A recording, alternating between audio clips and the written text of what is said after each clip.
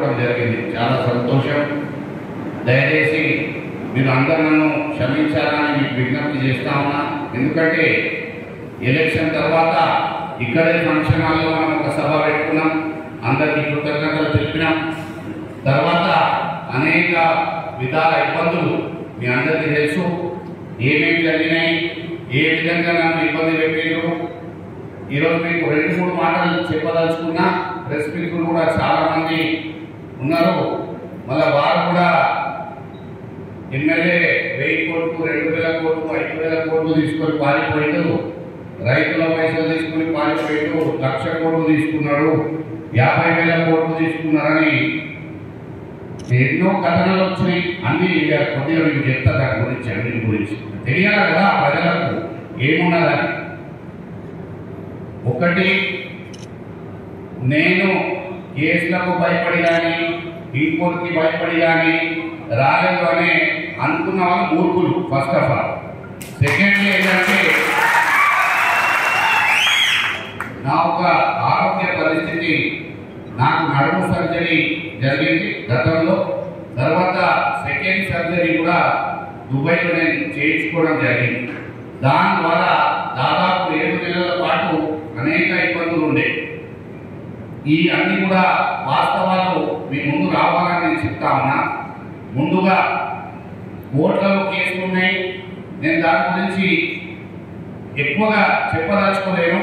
కానీ ఒక్కటే మాట అంటా ఉన్నా, ఇక్కడ స్థానిక ఎమ్మెల్యే గారికి, ఏదైతే మీరు నా కొడుకు మీద ఏదైతే తప్పుడు కేసులు పెట్టించారో, దేవుడు ఉన్నాడు, అన్ని చూసుకుంటాడు. కానీ మీరు ఏదైనా రాజకీయ కక్ష ఉంటే మనం చూసుకోవాలి. నేను రెడీ ఉన్నా, ఎక్కడ రామంటే అక్కడ వస్తా, ఏమైనా ఉంటుంది. కానీ ఈ పిల్లల మీద, చిన్న పిల్లల భవిష్యత్తు పాడు చేయాలా, వాళ్ళ మీద కక్ష చూపించి మా ఇంట్లో ఆడపిల్లలు ఉన్నది చూడకుండా మా ఇంట్లో 300 మంది పోలీసు వాళ్ళని పంపించింది. 300 మంది పోలీసులు ఈడ బ్యాంకులో, ఇంట్లో చిన్న పిల్లలు ఉన్నారు, నా బిడ్డలు ఉన్నారు, ఆడబిడ్డలు చూడకుండా ఇంట్లో 300 పోలీసు వాళ్ళు ఒకటేసారి ప్రతిరోజు ఎట్లా ఇబ్బందులు పెట్టిందంటే ఊహించలేని విధంగా. మీరు అసలు వెళ్తే కూడా మీరు ఎవరైనా కలుసుకోవాలంటే ఇక్కడ షేక్ అయిపోతారు. ఆ విధంగా ఒక టెర్రరిస్ట్ కూడా చూడం, ఆ విధంగా నన్ను మళ్ళీ హింసించడం జరిగింది. నా పిల్లలకు, నా ఫ్యామిలీకి, మా ఇంట్లో లేడీస్ కూడా చూడకుండా 300 పోలీసుని పంపించడం జరిగింది. ఫేక్ కేసులు పెట్టడం జరిగింది.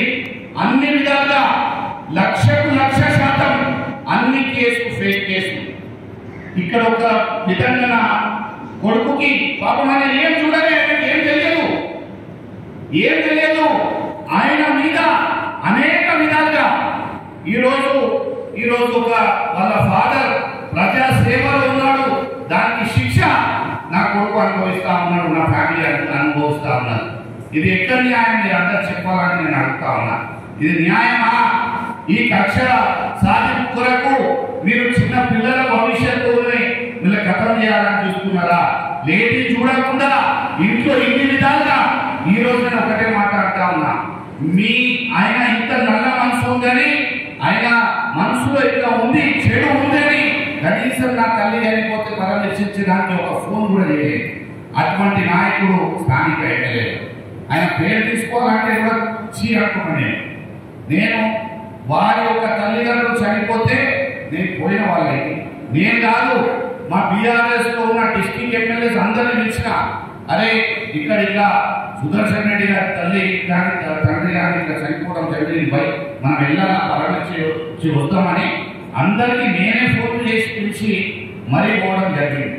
కానీ ఆయన మనసులో ఏ విధంగా నాతో ఏమేమి చేసిందో ఆయనకు బాగా తెలుసు. అందుకే ఆయన ఇలా చేస్తా ఉన్నాం. కానీ ఇది రాయలసీమలో బ్రతుకుతారే మనం. ఇటువంటి రాజకీయాలు ఫ్యూచర్కి కరెక్ట్ కాదు. పిల్లలకు ఎప్పుడు కూడా, ఫ్యామిలీకి, పిల్లలకు లైఫ్లో ఈ విధంగా ఇన్వాల్వ్ చేసి పాలిటిక్స్లో ఇట్లా చేయడం అనేది చాలా అన్యాయం. మీ అందరికీ పిల్లలు ఉన్నారు, ఆయనకున్నారు, మనమలు ఉన్నారు, పిల్లలు ఉన్నారు. కానీ ఇటువంటి పొలిటికల్ ఎజెండాతోని మనం ముందుకు పోయి ఏం సాధించుకుంటాం ఒకసారి దయచేసి ఆలోచించాలి.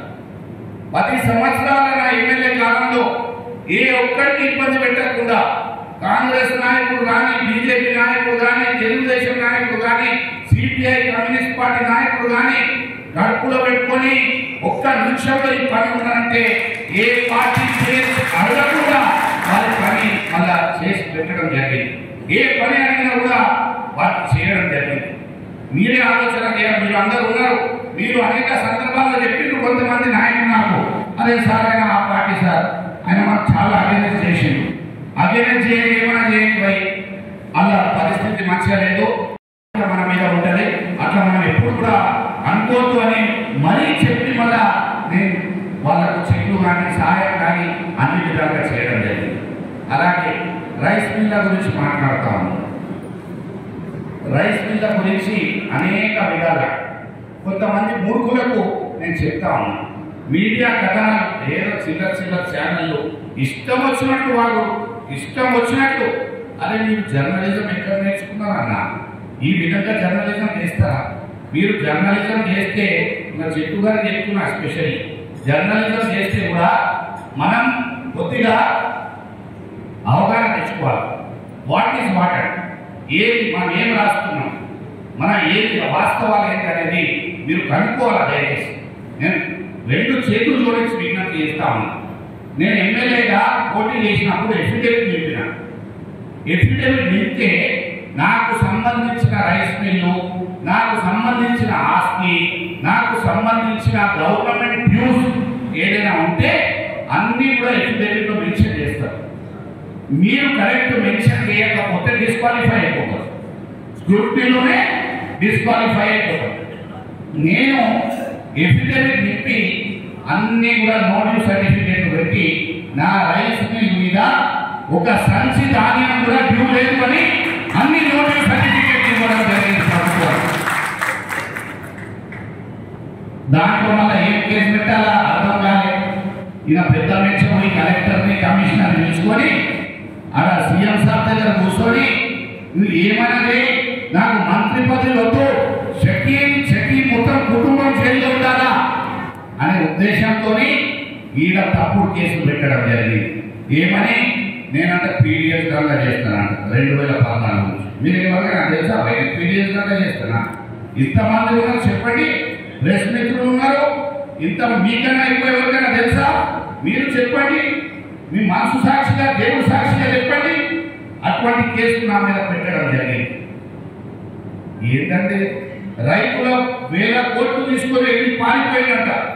ఇంకోటి రాస్తాడు చక్క చిక్కేసిండు దుబాయ్ గారి.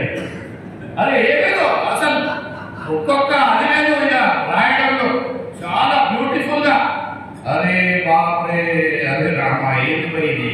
మీరు జర దయ వచ్చాకన్నా ప్రెస్ మిత్రులకు దండం పెట్టి చెప్తా ఉన్నా, అట్లా రాయకండి ప్లీజ్. మా బోధన నియోజకవర్గ రైతులకు నేను ఒక మాట చెప్తా మీకు.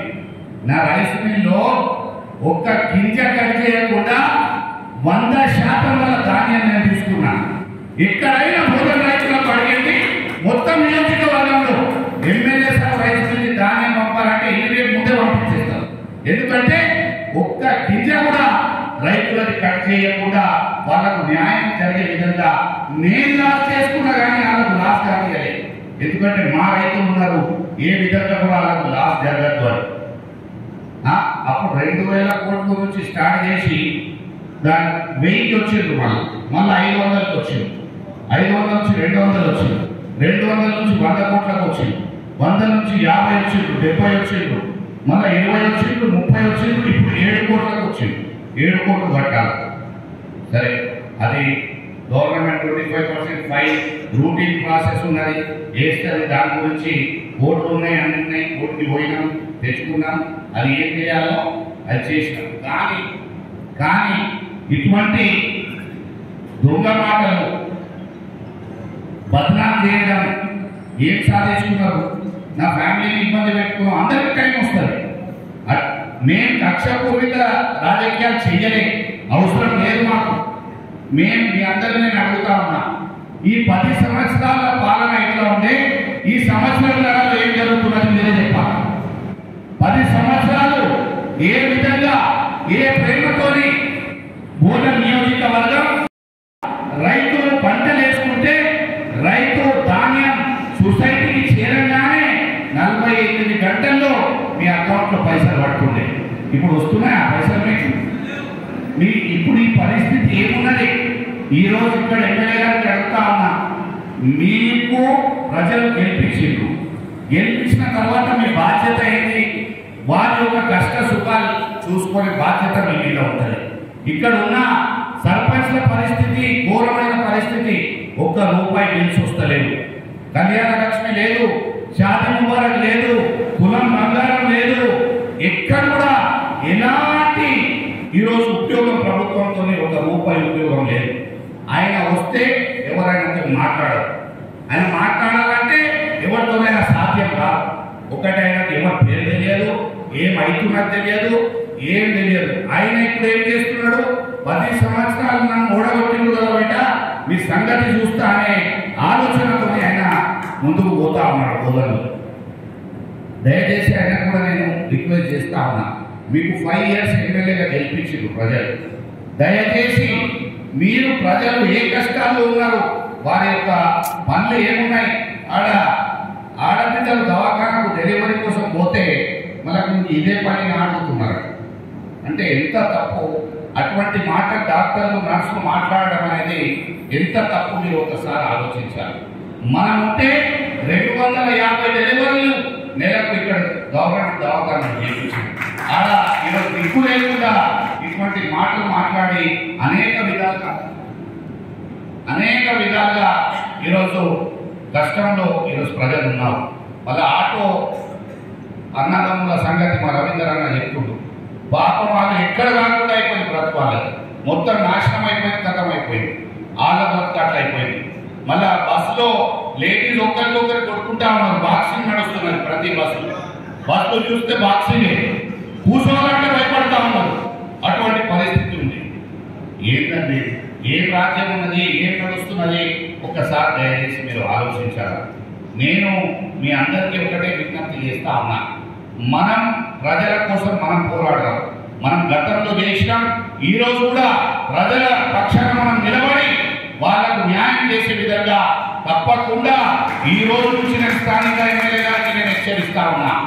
ఎక్కడ కూడా స్పెషల్లీ పోలీస్ మిత్రులకు నేను ఒక మాట చెప్తా ఉన్నా, దయచేసి మీరు ప్రభుత్వం ఒత్తిడిలో వచ్చి మా కార్యకర్తల మీద ప్రతి గ్రామంలో తప్పుడు కేసులు పెడతా ఉన్నారు. ఇటువంటి రాజకీయాలు కరెక్ట్ కాదు.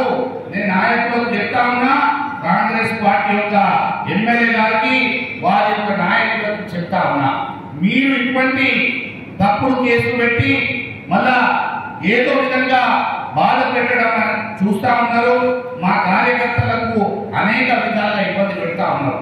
ఈ పద్ధతి కరెక్ట్ కాదు అని మీకు నేను చెప్తా ఉన్నా. మీకు ఇంకోసారి నేను అంటా ఉన్నా, అభివృద్ధి గురించి ఆలోచించండి. మీరు కేసులు పెడితే ఏమయ్యేది కాదు. 1 రోజు 2 రోజులు పోయి వస్తాడు, మళ్ళా సైనికుడుగా తయారై మళ్ళా మీ సంగతి కూడా చూస్తాడు. టైం వస్తుంది, అన్ని అకౌంట్ సెటిల్ చేస్తాం. మా జిల్లా అధ్యక్షుడు జీవన్ రెడ్డి గారు చెప్పిండు, ప్రతి గ్రామంలో పింక్ బుక్ రాస్తున్నాం. ఏమేమి ఉండాలి, కథ కాకగా కానీ అన్ని కూడా దాంట్లో ఉంటాయి. దయచేసి మళ్ళీ ఇటువంటిది చేయొద్దు.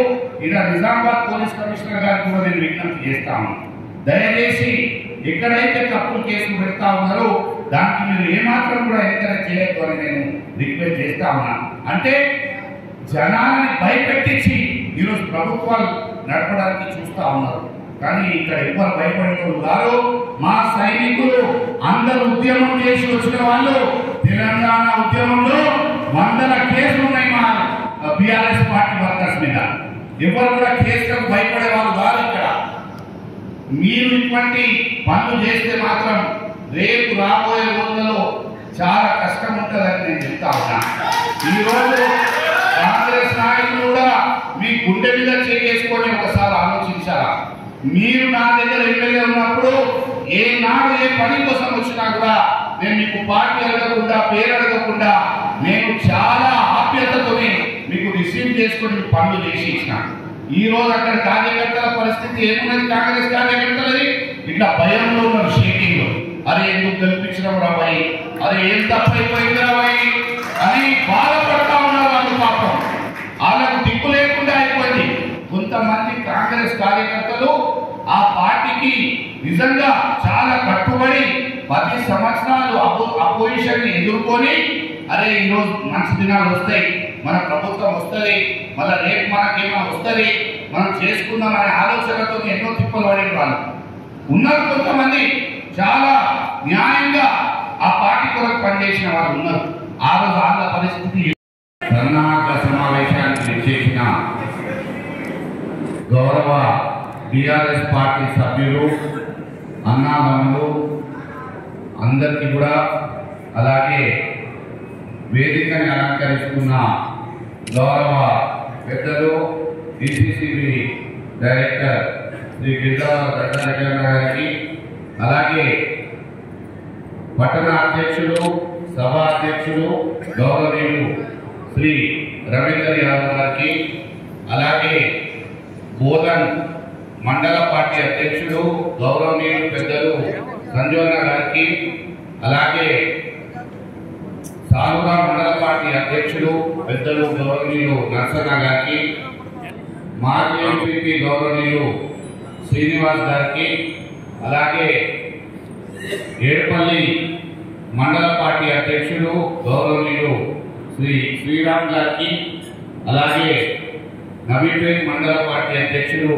గౌరవనీయులు పెద్దలు సీనియర్ నాయకులు నరసింహరావు గారికి, అలాగే రంజన్ మండల అధ్యక్షులు పెద్దలు భూమిరెడ్డి గారికి, అలాగే మన జేఏసీ సీనియర్ నాయకులు, మళ్ళా తెలంగాణ ఉద్యమంలో అనేక విధాలుగా ఉద్యమం చేసిన నాయకులు మా శంకరన్న గారికి, అలాగే మాజీ సర్పంచ్, మాజీ మండల రైతు నాయకులు శ్రీ కాసం సాయిల్ గారికి, అలాగే నవీపేట్ సొసైటీ చైర్మన్ గౌరవనీయులు పెద్దలు అప్పన్న గారికి, అలాగే మన టిఆర్ఎస్ పార్టీ సీనియర్ నాయకుడు మన మహమూద్ సాబ్ అడ్వకేట్ గారికి, అలాగే మన మంగళపాడు ఎంపీటీసీ గౌరవనీయులు మాజీ ఎంపీటీసీ శ్రీమతి సన్నాహక సమావేశానికి అధ్యక్షత వహిస్తున్నటువంటి గౌరవ మాజీ శాసనసభ్యులు పెద్దలు షకీల్ అహ్మద్ గారికి, ఈ వేదిక మీద ఉన్నటువంటి అన్ని మండలాల పార్టీ అధ్యక్షులకు, నాయకులకు, ముఖ్యంగా ముందున్నటువంటి టీఆర్ఎస్ సైన్యానికి, పాత్రికేయ మిత్రులకు, అన్నదమ్ములకు, అక్కాయలకు అందరికీ కూడా నా యొక్క నమస్సుమాంజలి. ఈరోజు ఏప్రిల్ 20 నాడు మన పార్టీ ఆవిర్భవించి కేసీఆర్ గారి నాయకత్వంలో 20 సంవత్సరాలు గడిచిన సందర్భంగా రజతోత్సవ సభ జరుపుకుంటా ఉన్నాం. ఈరోజు అసెంబ్లీ ఎన్నికల్లో కానీ, పార్లమెంట్ ఎన్నికల్లో కానీ మనం దెబ్బతిని ఉన్నాం, అధికారం కోల్పోయినాం. ఈరోజు ఈ సభ మనందరికి ప్రాణప్రాయం. ఈ సభను సక్సెస్ చేయడానికి మనమందరము అకుంఠిత దీక్షతో పనిచేసి వేలాది మంది తరలి మరి కేసీఆర్ నాయకత్వాన్ని బలపరిచి ఈ సభను సక్సెస్ చేసుకొని, భవిష్యత్తులో మనకు రానున్న మరి స్థానిక సంస్థల ఎన్నికలు ఉన్నాయి కాబట్టి ఈ సభ మరి దానికి రిఫ్లెక్ట్ ఇస్తారు కాబట్టి, రిఫ్లెక్షన్ ఉంటుంది కాబట్టి దయచేసి మనమందరం సీరియస్గా తీసుకోవాలి. నిన్ననే షకీల్ భాయ్ గారు మాట్లాడి చెప్పిండు, మనందరికీ అన్ని సౌకర్యాలు ఏర్పాటు చేస్తారు కాబట్టి దయచేసి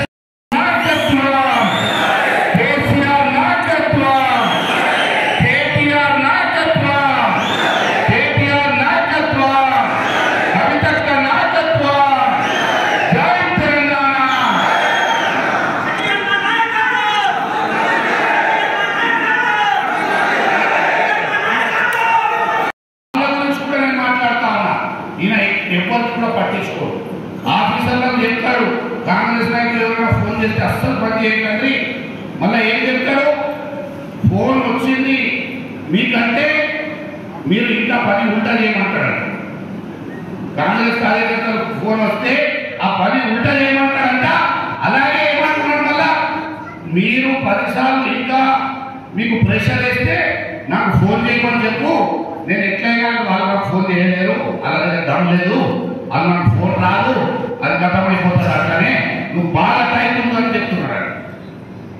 ఇక్కడ ఉన్న అందరు ఆఫీసర్లకు ఈ విధంగా